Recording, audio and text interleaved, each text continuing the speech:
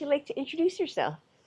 Hi, everyone. I'm Jeremy Fellows. I am a permaculture practitioner, you might say, here in Lake Atitlan, Guatemala.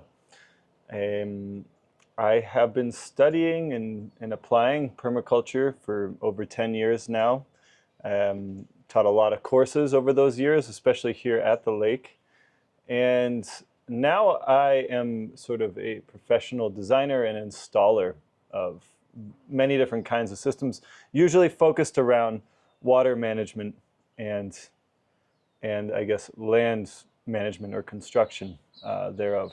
Working on landscapes, trying to adapt them to hold water better, to create healthier landscapes, to conserve water and clean water, mostly. Yeah, I'm super excited to have you on as my first interview for another permaculturalist that's really focusing on water. Because as you may know, I have a very big passion with water and there's a lot of work to do. And specifically here at Lake Atitlan, part of me coming here, the drive for me coming here was this story that the lake has been dying. The lake has been dying for over a decade now. And so what can be done about it? And what was really interesting was to find that Jeremy has this unique opportunity where he can work with a public or like a private landowner to create a solution potentially for gray water that is basically just going straight into the lake. So maybe you can kind of dig a little bit deeper in the story of Lake Atitlan and what the water story looks like here in Guatemala. Yeah, absolutely. A lot of people really do understand the need and the sort of the threats and risks that we're facing with this beautiful body of water behind us here. And part of that's because there is a cautionary tale about another lake in Guatemala called Lake Atitlan. Even the name's almost like the same, right? Which was a beautiful lake for so many years, you know, but around the 70s, once the urban sprawl reached that part of Guatemala, the amount of pollution or contamination from mostly, these sort of gray waters, maybe discharge from industrial processes, all sorts of things started to accumulate. And cyanobacteria and other single-celled algae type, organisms in the lake start to overpopulate. And when they do that, they rob the water of oxygen. And every time one of these sort of flushes happens, more biodiversity dies out because the oxygen gets completely eradicated from solution in the water.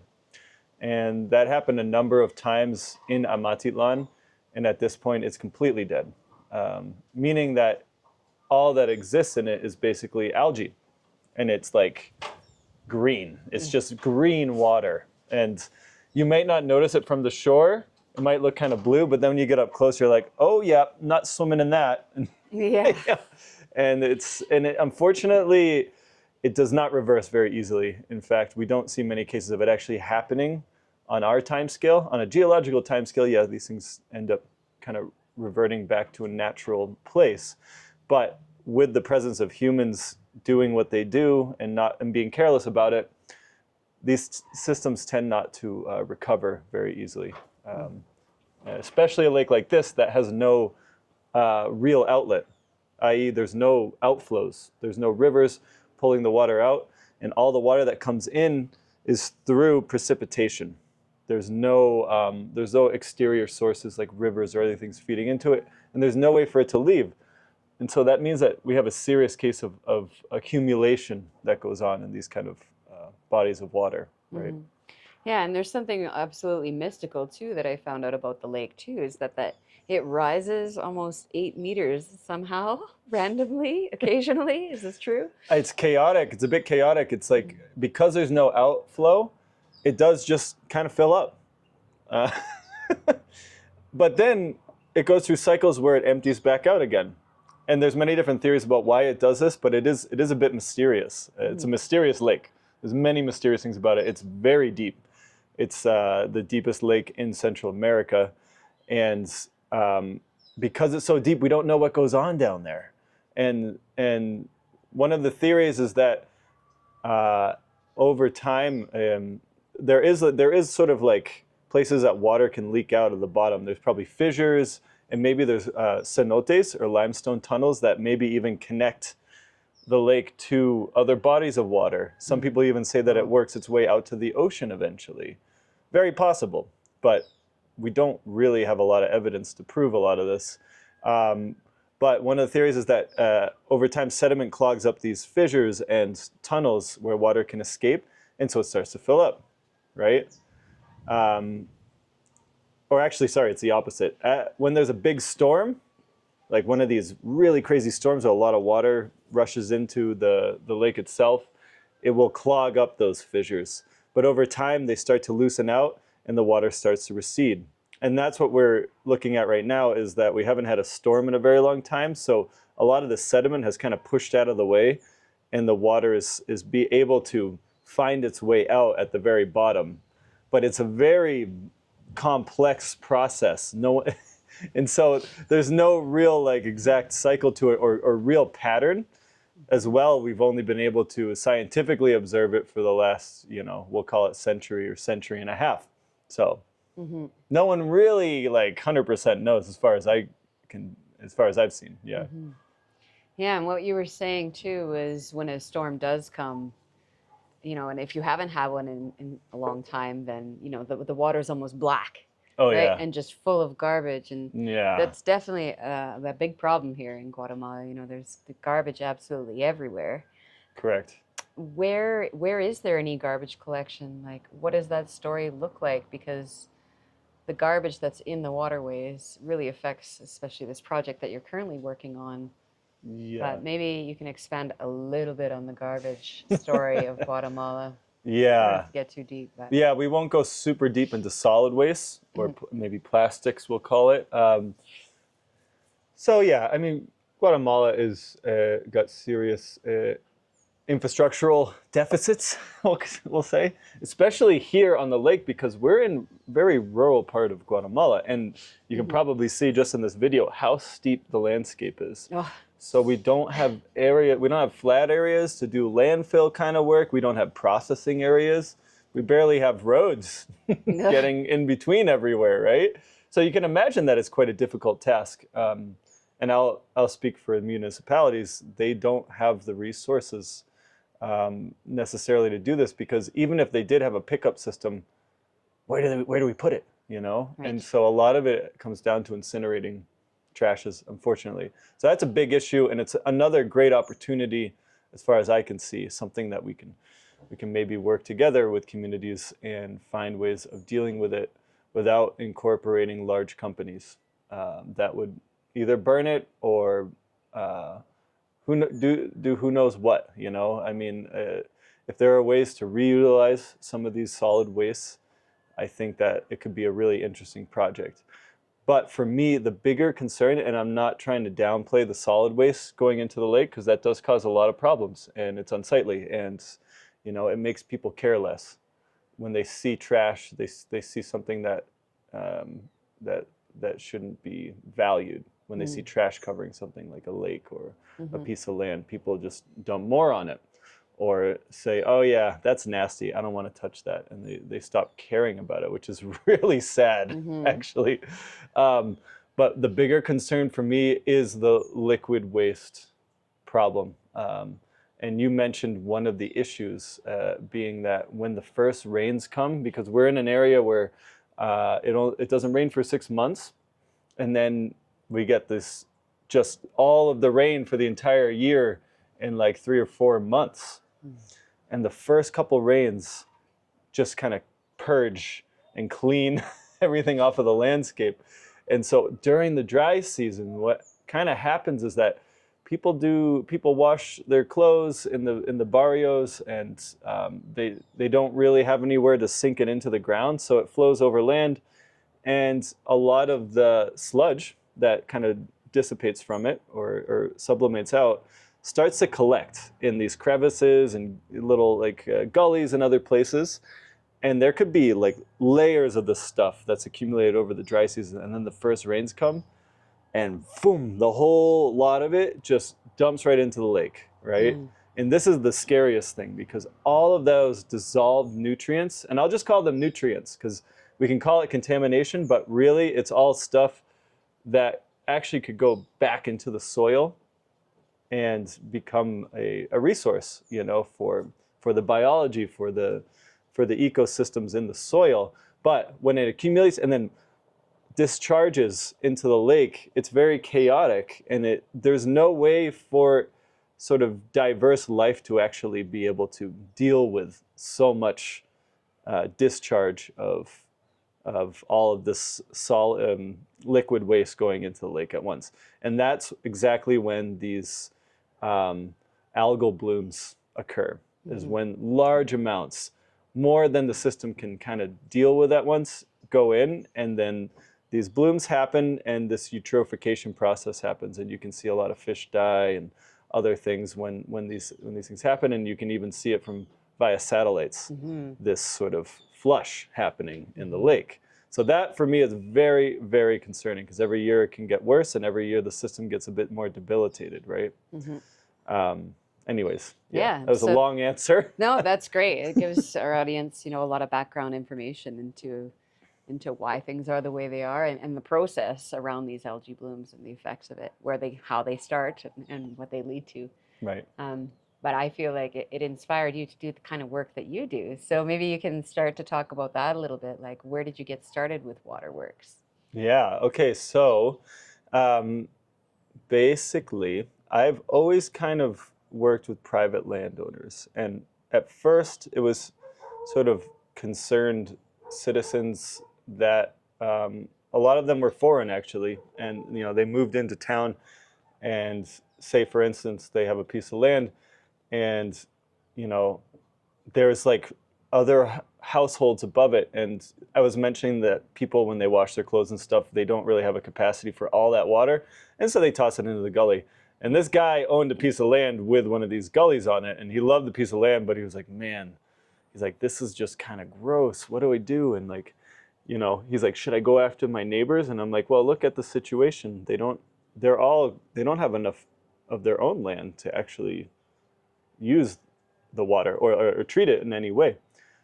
And so, you know, they're all kind of like packed in around each other. And of course, the only thing they can do is send it downhill. So there's no point in judging anyone or getting upset at your neighbors. Obviously, this is like the Muni's responsibility. But once again, it's actually quite tricky when you look at the engineering of the situation. Where do you put all this stuff? You're on these crazy steep pieces of land. Obviously, you're just going to let gravity do its job and get out of the way, right? So, but that doesn't mean you can't do anything. So the first thing we do in these situations is we start to check dam the gullies themselves and protect them from getting too washed out, because it's not just gray water. What happens is that this gray water, because they're putting in the gullies, is exactly where rainwater discharge flows through too.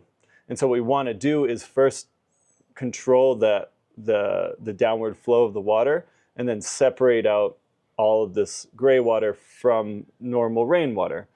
Because there's nothing wrong about rainwater going into the lake. I mean, that's the only way it fills up, right? Otherwise, it would just keep going down. We obviously need to let that happen, but it's very important that the gray water, as I mentioned, isn't accumulating in these places where then the rains come and wash it in. This is like the big sort of kind of aha moment or key factor in reversing the eutrophication of the lake, is making sure that all of this deposited waste doesn't make it into there. And the best way to do that is to separate out this gray water and start to settle it simply into tanks. We now work, instead of building larger systems for whole like communities or whole neighborhoods, we focus on individual households. And I do a lot of this work through my business called Agua Sana. It's sort of my brand for what I do, basically. But I work very closely with NGOs and when we can, with municipalities. In fact, we always try to connect with the local community leaders, of course, because I need to hear their story and why it's important to them, or what they want to get out of it, or what they care about, right? And I also need to connect with the actual beneficiaries. And the only way to do that is to work with the community leaders. But as I said, instead of just coming in and saying, this is what we do, this is how we're going to do it, see what people want, see how the technology you have can apply beneficially, and that can create a sort of buy-in from the people in the communities. And based on the climate you're in and the cultural aspects of the community, there's many different ways that you can actually work with people and their water, right? And so generally speaking, though, we'll get back to what I was saying before, the most important thing is to first collect all this sludgy stuff that's in the water and starts to accumulate on the land in places it shouldn't. And so we use biodigesters, simple biodigesters. We're not really working with biogas quite yet, but we use systems that are basically settling systems, but they're active inside biologically. And so all these different bacteria and stuff are really good at starting to collect out and starting to flocculate, we call it, all of the sludgy material in one place. And these systems are designed where you can actually just open a valve and it kicks up all the solid stuff that's accumulating from the water. And we get to use that. We get to ferment that again. We get to put that onto, in this case, coffee fields. So this is the great thing about doing this, is that slowly but surely we're showing people like, wow, okay, look, if you just, the stuff that you don't want, that you'd rather just dump into the gully with all the other trash, can actually replace a lot of the chemical fertilizers that people are using. This is a big aha moment for me. It was like, whoa, wait a minute. We're just like flipping the script on the whole situation. You got people who have become fully dependent on chemical fertilizers for coffee production, for their food production, for everything.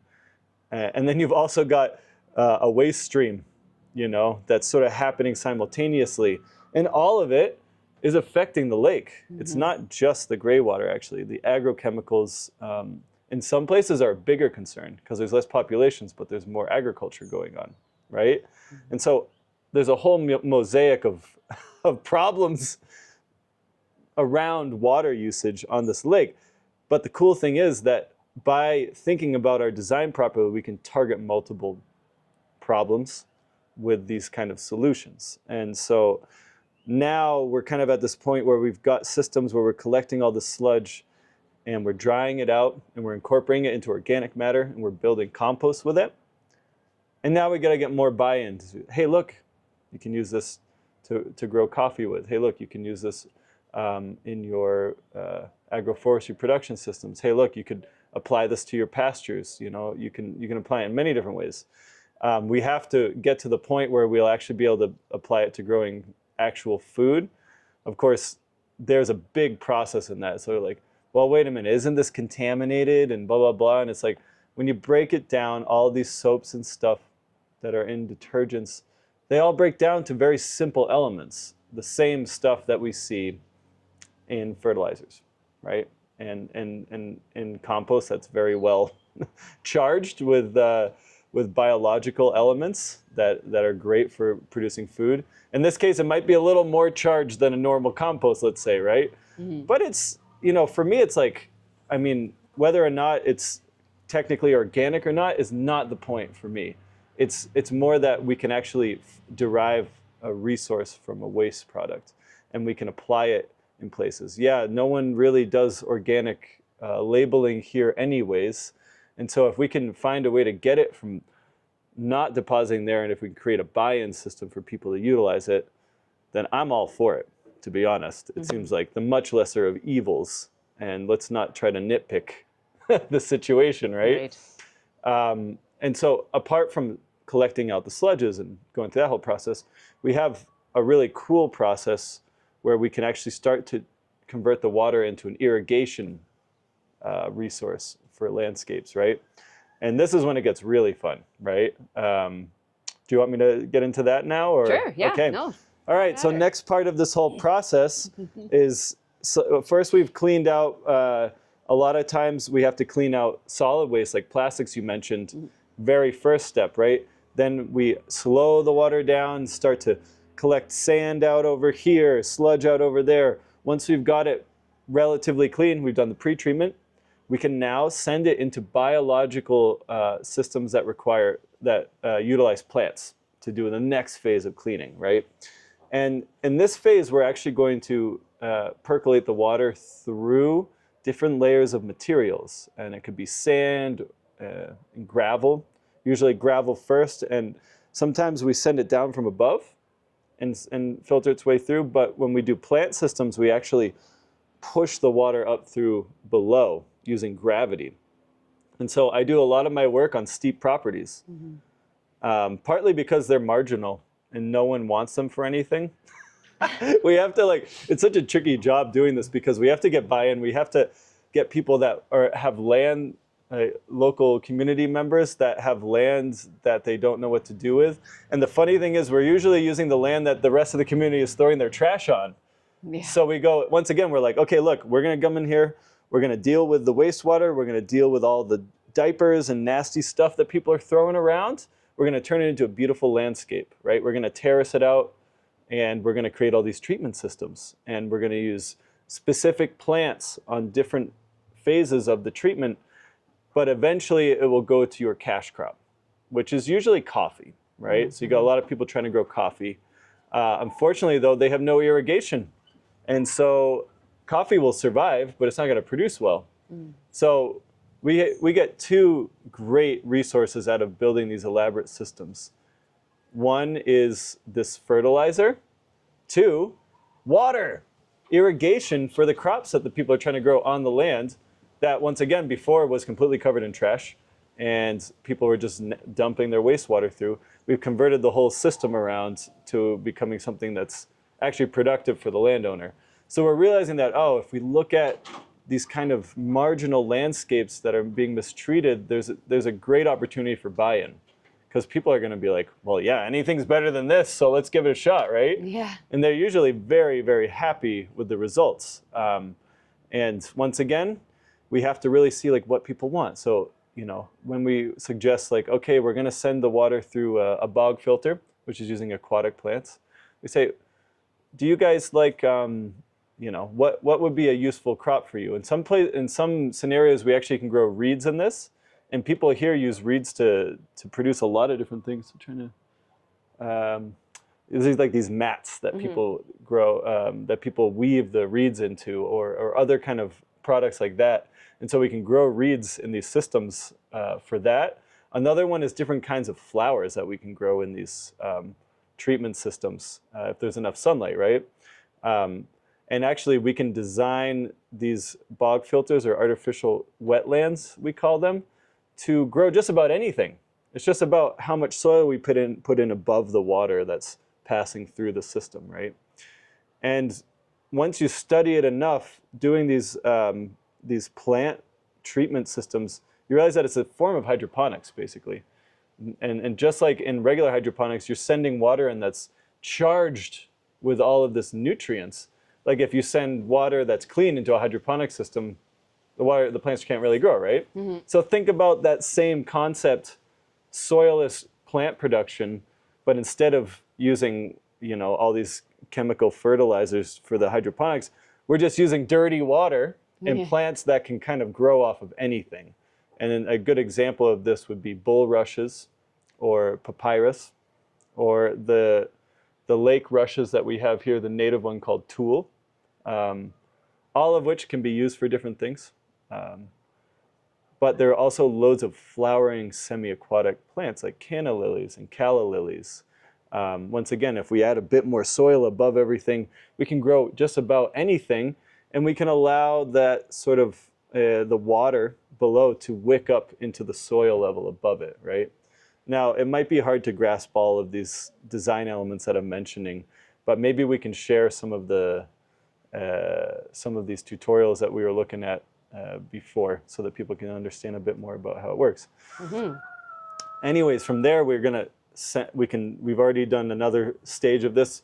We can then send it underground in infiltration trenches, on terraces, if it's still steep land. Most of the land here is not flat. I mean, I don't know much land that's actually flat here on the lake. Maybe just right on the lake. Yeah. There's like one spot here in Tzununa. So we build a lot of these like mini Machu Picchu kind of terrace systems, but we incorporate drainage layers into them with tubes that disperse the water across big areas.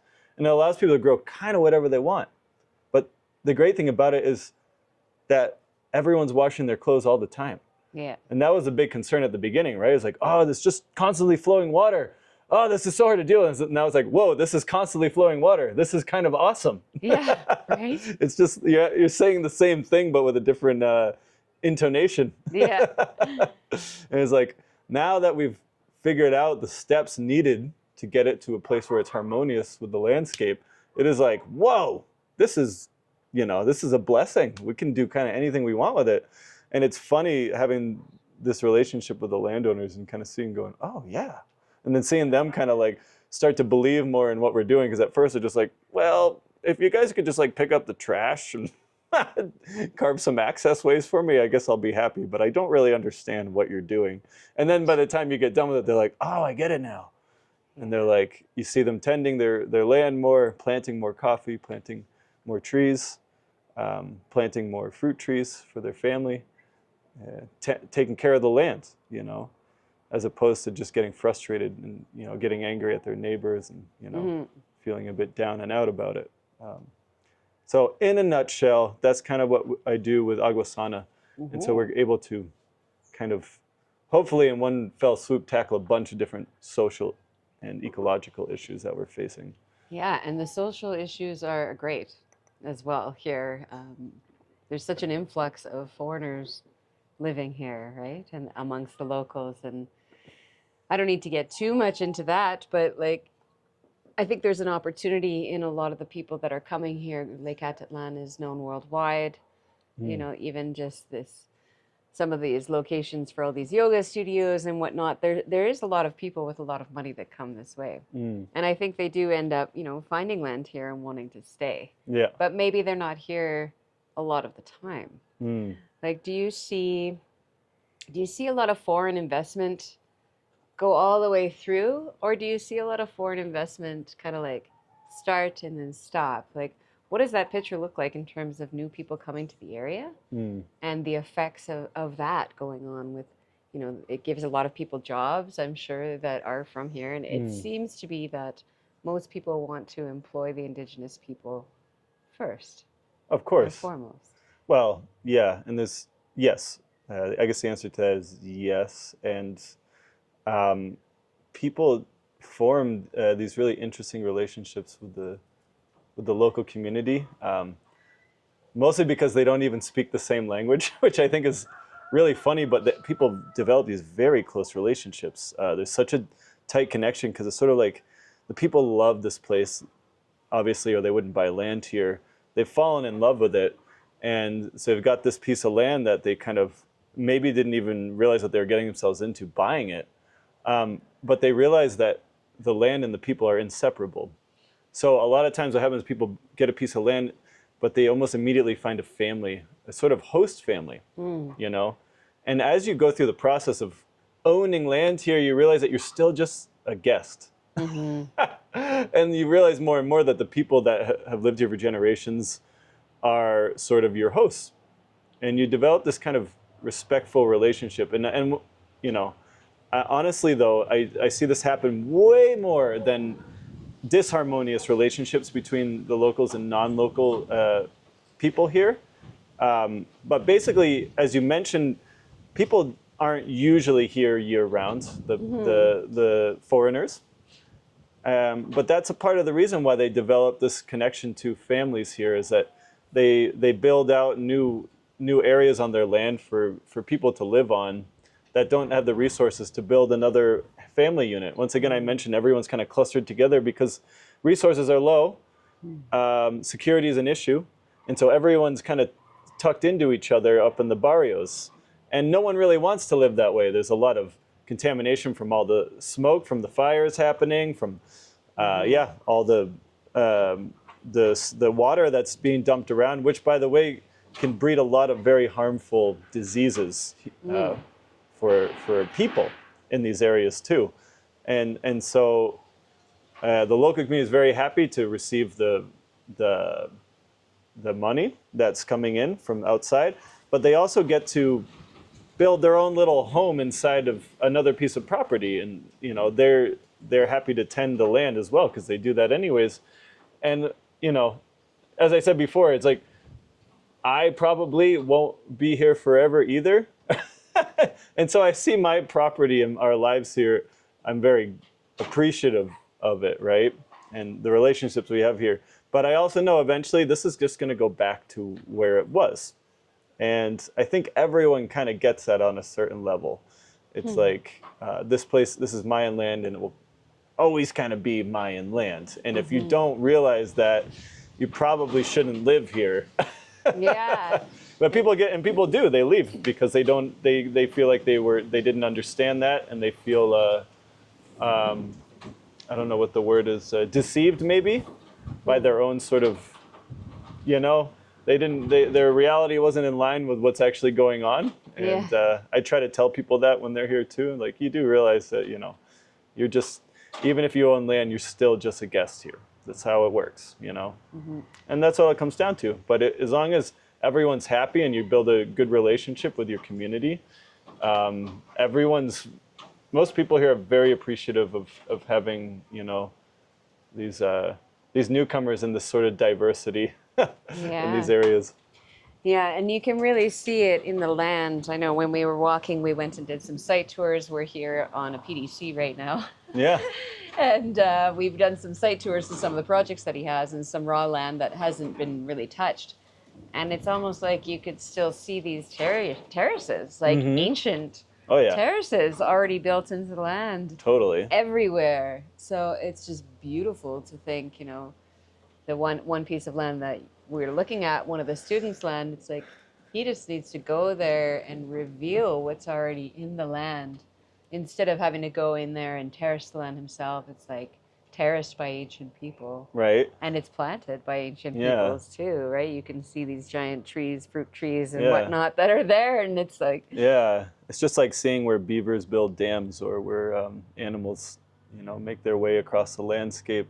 When you see ancient work done by other humans, it kind of has that same effect on you. Like, oh yeah, this is just an expression of nature. This is people with deep knowledge of where they live. Even when you look at the trees, most of them produce some kind of food around us. And you know that they've been tended at some point by somebody. And you can even see the polyculture of different fruit trees in different strata. And you go, oh wow, people actually built this forest to serve their needs as well as, create a sort of resilient landscape for themselves to live in. And it's all there if you can just read it, There's a whole story right in front of you every place you walk here, and I think it's really, really kind of cool. It is. It's fascinating. And it's just amazing to traverse around, like just moving around this place. There's the one road. It's mostly tuk-tuks and people with trucks and whatnot, but everything is footpaths through got it going in every direction. Everything's carried on backs. Everything, Pretty much. Yeah, or the strap around their head, or just right directly on top of their head. And just the men do this. They strap it on their necks. They have a strap across their neck, and they carry it on their back called a mekapal. And the women carry everything on their heads. Yeah. Yeah, and they're making the road right now. It's just the guys pouring bags of concrete into a small mixer, and they're, pouring 20 feet a day sort of thing. Hardest working. It's amazing. Group of people. I've learned so many lessons about work ethic and respect and patience. Probably one of the bigger ones. Everyone here is incredibly patient with everything. These are very important, lessons to learn, because where I'm from the Northeast, from Massachusetts. You kind of don't get all those, learning lessons from the culture that we're living in. Everything's moving faster every day. It's hard to see people you know, you see this sort of face value respect, but you don't see a deep level of connection happening a lot of times in the suburban life or in the city life. It might still exist out in the country, but less and less of that going on with the sprawl where I'm from. And yeah, so I've always been happy living here. Yeah. So before we wrap up, though, I think the last topic I'd like to talk about is this opportunity that you have right now with one of the private clients that you have. Oh, yes. Doing a project that is directly on Lake Atitlan. Yeah.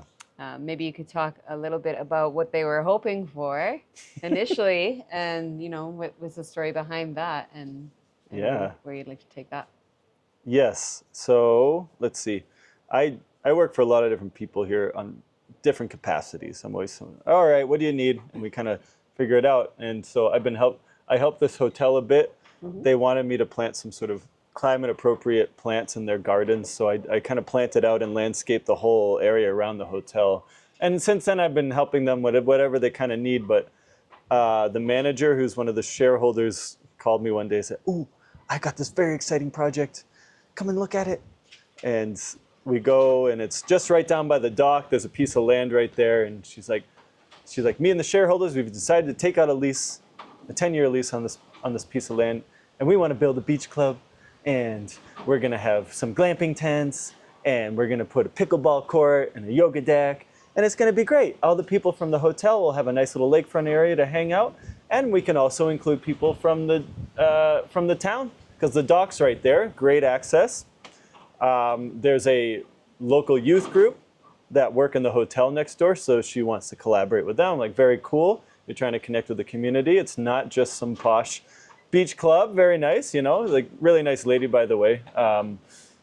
So she shows me the land, and I walk onto it, and I go, "Did you notice the gray water slurry coming through the property right there?" She's like, "What are you talking about?" And she looks over, she's like, "Wow, that's just all nice green grass right there." I was like, "Yeah, well, it's green because there's water constantly flowing through it. Thing is, though, that's all wastewater, and it's just going right through the property and right into the lake, you know?" And she's like, "Oh my God." She's like, "What have I done? Why did I sign this lease?" And I'm like, "Yeah, well, look, I mean," once again, I did this whole story just so you guys, like, it's not a problem. It's just another complexity to this piece of land that you're working with. And it's probably a key factor in the success of whatever project you're going to work on. Because some developers or engineers will just tell you to put a culvert in, buried underground, and just send it into the lake faster so no one sees it. And it's like, I mean, I wouldn't do that, and I won't do that for you. But think about it. Don't you want people to be able to swim in the lake that are in your beach club? Right. They're going to notice, and other people are going to notice your culvert dumping all the wastewater through your property and into the lake. So I'm not trying to overcomplicate the situation. I'm trying to show you that that is not a viable solution. It's the simpler solution, but that, in my perspective, it is a non-viable solution. And when I do design work, I am always trying to choose the simplest solution, you know, Occam's razor. You need to single out what is the most simple and effective thing that does no harm. That's kind of where you start with a design in my book, in my playbook, right? Start with the brass tacks, know every kind of permanent factor that you're dealing with on the landscape. Like that water is going to be flowing through there. There's also storm water that's going to be coming through there. You've got, you know, potential security issues because you're in a very open, exposed area. You've got a soccer field right next door. You've got neighbors all around you. You've got a lake right there, you know, all those things. And then you come down to, okay, how can we most simply take all of those elements and spin them down into, weave them into some kind of design. And so a lot of the elements I mentioned before would probably be incorporated into this plan. But basically what I explained to her is like, we can build a massive artificial wetland on your property, and we're going to use it to create privacy on this landscape. Privacy is a huge factor in what she's trying to do because it's all just open and exposed, and the wind comes lashing in and it's too hot and it's just kind of boring looking. It's this big flat thing. It's big flat. I mean, it's great. You can see the lake and it's like, wow. But then when you're on the property, it's just like, ugh. And like, they want to put a pickleball court on it. And I'm like, cool, I guess. What I figured is that like what we can do is utilize this this garden system that will be fed constantly by this water to solve the issues of nasty water going into the lake, privacy issues, or lack of fertility, we'll say maybe on the landscape. We can also cut labor costs because it'll be self-watering. That's one thing I kind of was mentioning earlier about building these artificial wetland systems, that they wick water up through them. So there's no need to water them at all. And even, I mean, technically you are irrigating them, but you're using water that nobody wants. Mm-hmm. So there's zero problems with water conservation.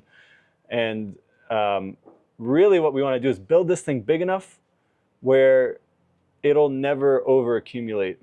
Like the sludge particles inside of it, we have enough area on the property itself where with the amount of sunlight we have, the plants will grow so robustly, all these aquatic plants you're mentioning, that we can create a sort of homeostasis where the amount of accumulation from all the waste that's going into it is balanced out by the plant growth that starts to digest and pull all of this material up into their above ground parts of their body to photosynthesize more and to basically just absorb all that into their bodies. And obviously we have to cut it back very often. But then we get to the next phase of it, which is using all of that plant growth, and we compost it back down again and create more organic matter and dump it back into the gardens and create a very extremely robust system. And it's all based off of waste, mm-hmm. which is the greatest part about it for me. And we're taking all that sludge that would be dumping right in and we're putting it into the lands, mm-hmm. but in a harmonious kind of way. And it's funny, usually we're working with peasant farmers or, small communities of Mayan families, but we're taking the exact same technology and adapting it to a posh hotel owner. Yeah, which I think is great. You know, they can utilize this project as an example of, the good that the people could do in the world. Yeah. One thing that you did mention on this project, and maybe I'll just do overlays of it as a backdrop over your voice. Sure. Is the, as the gray water comes down, we talked about that initial stage of the trash collection. Yeah. And there is space above that municipality owns, mm-hmm. Where there's potential there now for, a private landowner's project, maybe to stimulate some action on behalf of the municipality in terms of treating garbage that might be coming down the waterway. Yeah, 100%. And that, once again, I see this as a cool way to connect everyone together. Like the more I work with water, I see how it connects people to each other in the community who maybe would never even have a conversation before. Yeah. But it also connects people back into the landscape anyways, right? But it does all that. And so, as you mentioned, it's sort of like there needs to be support in the community or else these projects kind of don't really work. And the best way to do that is, put a part of the system on municipal land, mm-hmm. so that they kind of have, there is like automatically some sort of buy-in, mm-hmm. on their parts, right? And yeah, I think this could be a really cool pilot project in that, as we mentioned, it does weave so many aspects of the community together, and it's in this very exposed place.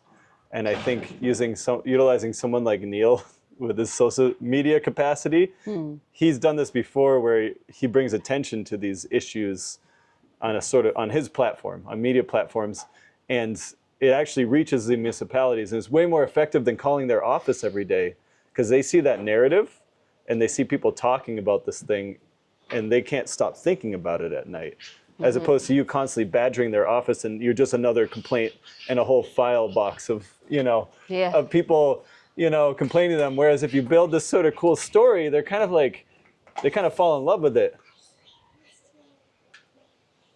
And I think that's the idea with this, is that we're not trying to build treatment plants.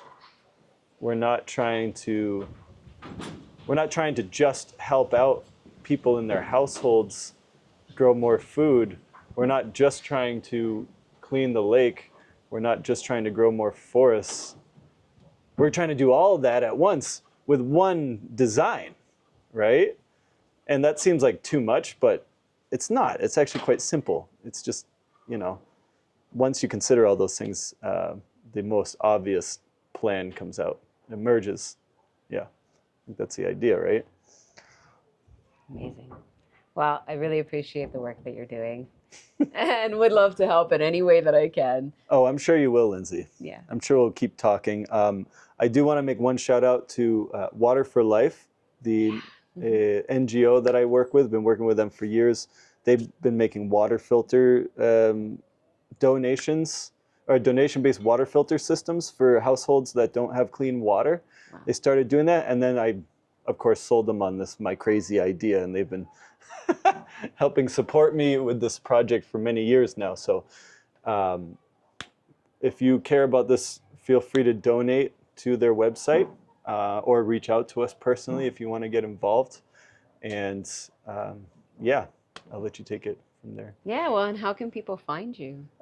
Well, I will share my website and people can see that. And once again, Water for Life is a great organization that I work directly through. So if you want to see more about that story, especially Agua Sana, parts of that story are sort of embedded in the story of Water for Life. So, awesome. And they have a donation page, once again. Great, yeah, and we can put all the links to any other videos that you may have mentioned. Mm-hmm. We'll put those in the comments as well for some more background information on that. Yeah. And thank you for being open to doing this. Oh my God, my pleasure. Thank you so much, Lindsay. Such a great conversation. Feel the waters of the world. One drop at a time.